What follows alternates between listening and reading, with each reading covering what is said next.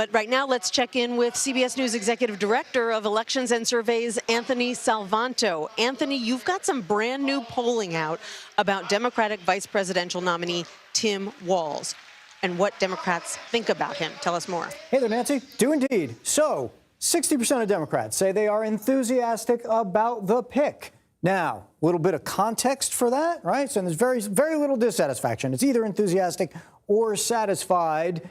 Compare that to when Kamala Harris was picked in 2020. It's about the same. You've got enthusiasm there from a majority of Democrats.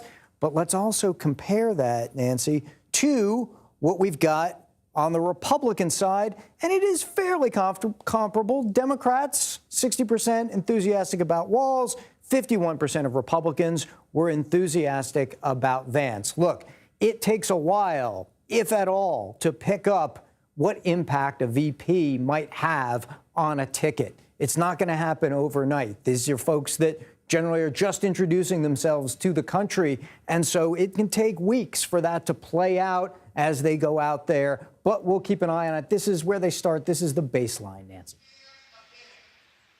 Right, and this is such an unusual situation where voters are figuring out how they feel about the presidential nominee and the vice presidential nominee at the same time, because all of this is so new. Anthony, you're also tracking how voters feel about immigration, which is a big theme at the convention tonight. What are you learning?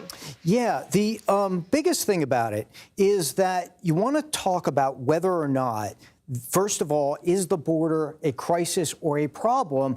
And for most Americans, it is serious, if not a crisis. That's number one, although that number for crisis has come down a little bit in recent weeks.